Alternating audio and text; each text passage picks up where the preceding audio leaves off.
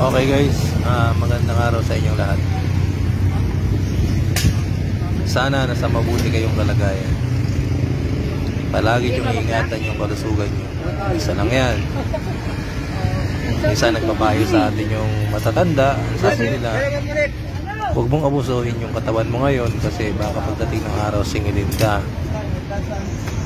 Hindi natin pinapansin yan. Lalo na ako nung bata pa ako, hindi pinapansin yan. Naku, ang tagal ba nun? Kaya yung iba, yung mga hindi nakikinig, yung inabuso yung katawan dahil basa yung likod, tumatapat sa electric fan, eh nakakaramdam na sila. Okay guys, nandito tayo sa may Alabang. Tingnan natin yung mga street foods dito sa Alabang. Ang ganda ng ano nila dito guys. Ito may mamihan dito ako nakita. Kakain sana ako kaso na palamig ang na ganda ng pabili chicks na kumakain. Nakakayang sumabay. Nagpalamig na lang ako dito. Itong ano, green. Ayan. Tagkano? Sarap ng palamig din ha. Ha? Siyempre pag nauhaw ka na, basta importante ang gagamitin sa palamig is mineral water. Mura lang naman yung mineral. 20 lang naman isang container yun. Sigurado ka pang malinis. Nung araw nga wala niyan eh. Nawasa lang eh. Pero okay lang din naman ang nawasa. Malinis naman. Wag lang deep well kasi pag deep well hindi tayo nakakasigurado doon. Basta mineral. Okay na yan. Alam naman natin na malinis ang Pinoy. Kung sila nga ayaw nilang kumain ng marumi, syempre tayo din. Ayaw din natin kumain ng marumi. Kaya nililinis nila yan. Siyempre, pagka hindi mo nilinis yan, hindi ka na babalikan ng customer mo, di ba? Ikaw, babalik ka pa. Ano sa tingin mo? Hindi ka na babalikan, no? Okay, andito na lahat yung... Ito yung umpisa ng dito sa may galing ko ng festival hanggang doon sa dulo sa highway. Lahat na ng tindahan yan, magpapaayos ka ng cellphone mo, sandali lang, antayin mo. Meron dyan sa gilid. Sa Alabang to papuntang Skyway. Nasa bungad to pagpupunta ka naman ng festival. Ayan. Bali, ito yung umpisa ng vlog ko na ikutin ko yung festival at saka yung landmark. Dito ako nag-umpisa mag-vlog. Ayan, papunta na ako. Dinaanan ko lang yung sa bungad ng mga street foods. Tapos yung mga tinda nila. Alam mo naman tayo mga Pinoy, mahilig mo posyoso kung ano yung tinitinda, di ba? Yan yung magandahan sa atin. Ayan, yung mga case ng cellphone. Ang mumura lang ah. Pero mas mura din sa ano, sa Shopee, sa Lazada. Siyempre binibigay ko na rin sa inyo yung guide. Okay, may guys, makakabili ng mura. Pero dito na tayo sa Alabang. Kasi minsan mabibili mo nga na 100 dito, 50 lang sa Shopee. Yung quality naman dito kung makapal. Pare-parehas lang naman yung made in ano eh. Huwag na natin banggitin. Eto, hanggang dito. Dito naman, street foods din to dito. Papasok na ako nito sa papuntang landmark festival. Yung kanti naman dito, ang sarap ng mga luto. Bali, kakain ako dito mamaya. Pero ikutin ko muna bago ako kumain. Ang sarap ng mga luto nila dito. Siyempre, commercial pa naman eh. Sasarapan mo na yung timpla mo, hindi mo na titipirin. Diyan ka kumikita, kaya hindi mo titipirin yan. Kung sa bahay lang, pag walang sibuyas, may bawang, okay na. Importanteng may asin at saka magic sarap, di ba? Ganon tayong Pinoy, basta may ulam na. Pero guys, tinry ko yung ano, yung Lucky Me Chicken, hindi ko na lang babanggitin, noodles yun. Nabanggit ko na nga pala. Noodles yun, isang piraso lang tapos lagyan mo nung katamtamang laki ng papaya, hiwa-hiway mo. Panggulay lang na hiwa. Pagkulo, isang kulo, ilagay mo yung papaya, pakuluin mo ng 5 minuto, tapos kahit sandali lang, na hindi naman masyadong lumambot yung papaya, tapos hanguin, ang sarap ng lasa. Yung sahog ng papaya mo is noodles. Yung instant noodles. Mainit-init pa, tapos yung kanin mo mainit. Ang sarap. Try nyo yung guys. Try nyo rin yung noodles na instant noodles na nilagyan ng daing. Ang sarap din. Tip ko lang sa iyo yun. Lagyan mo ng talbos.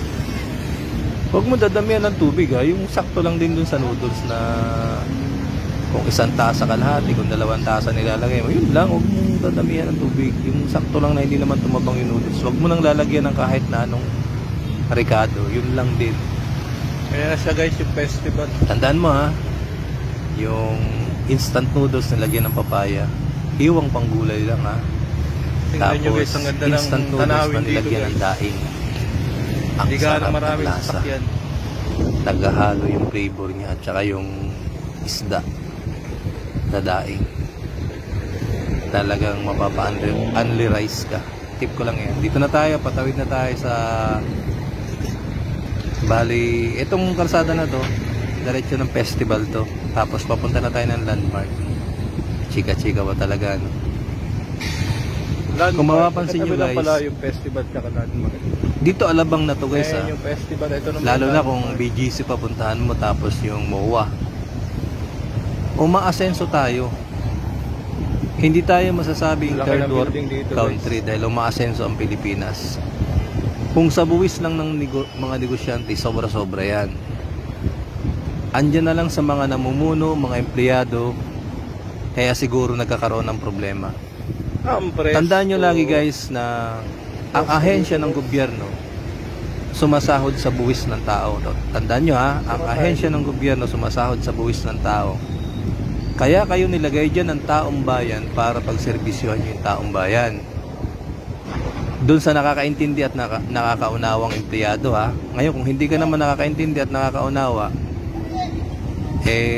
bahala ka nang karmahin kang hinayo pa ka kung sino ka man. Okay guys, nyo dinaan. Magsiservisyo kayo sa tao, huwag nyong gawing hanap buhay yung tao dahil diyan kayo sumasahod sa tao. Ahensya para tumulong sa tao, umalalay sa tao, gabayan yung tao dahil nandyan kayo sa posisyon na tinatrabaho nyo o trabaho nyo, motion ng trabaho nyo yan. So kung nakakaintindi kayo, hindi okay guys, pag sinabi bang gobyerno, kayo na yung gobyerno. Hindi kayo ang gobyerno. Tanggalin nyo sa isip nyo na hindi kayo ang gobyerno. Ang gobyerno po sa mga lahat ng empleyado ito ha. Inaabuso natin. Ang gobyerno po ang taong bayan. Pinapasahod lang kayo. Naintindihan nyo po ba yung sinasabi ko na pinapasahod lang kayo ng taong bayan? Lahat ng bagay na huwag kayong umasna na kayo ang gobyerno dahil ang taong bayan ang gobyerno. Masama. Nilagay kayo dyan para kayong mamuno, gumabay, hindi maging maaliwalas. sigasin takin yung tao, buladasin yung tao. Tao yan eh. Ikaw nga, ikaw na at least medyo may lamang ka sa isip, may mga bodyguard ka o kung sino ka man na magaling na politiko o empleyado. Pumunta tayo dito sa mainit at yung naman ang bulsa mo galing yun sa pawis ng mga mahirap. Ultimo yung bata na pumipintig pa lang sa tiyan ng nanay pag nagliliyang bumili sa tindahan niya kung ano pambili niya para paghanda sa panganganak. Nagbubuwis na yan, may buwis yan. Pumunta ka na Mercury, pag bumili yan, may buwis yan doon. Sa magandang tanawin na naman tayo guys. Pag matigasan yung mga pagmumukha nyo sa taong bayan, kasi yan ang nagpapasahod sa inyo. Ulitin ko ha, ang gobyerno, ang taong bayan. Pinapasahod na kayo ng taong bayan. Kaya kung naintindihan nyo at hindi makapal yung pagmumukha nyo, magserbisyo kayo ng maayos ha. Tandaan nyo ang salitang magserbisyo. Tayo sa magandang tanawin. Irespeto nyo yung taong bayan. Meron kasing ahensya pagpasok. Dito tayo.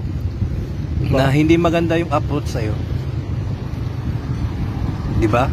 At least dito huwag kayong malaki sa taong bayan. Hindi ko nilalahat ha. Hindi ko nilalahat. Pag servisyohan nyo yung taong bayan para masenso ang Pilipinas, magtutulungan tayo.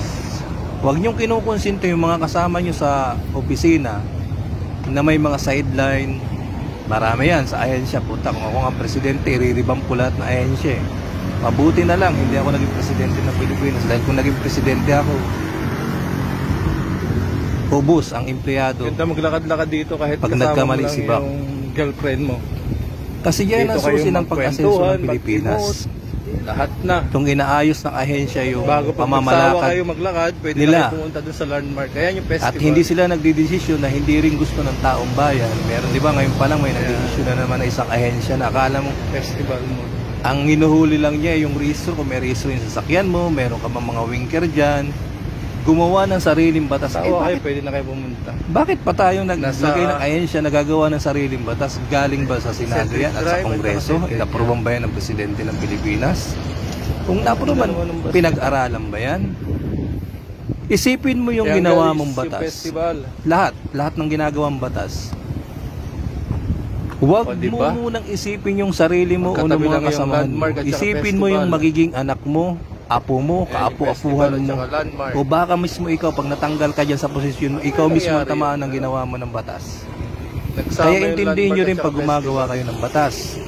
Hindi yung katuwaan nyo lang, Pero hayaan na natin. pinalusot nyo lang para mapirmahan. Ayusin nyo yung paggawa Mind ng your own batas. business Dahil yan, kaapu-apuhan nyo yung Ito na tayo. tatamaan, hindi lang taong bayan. May na tayo Pinasahod papasok kayo, kaya ayusin nyo ang trabaho nyo.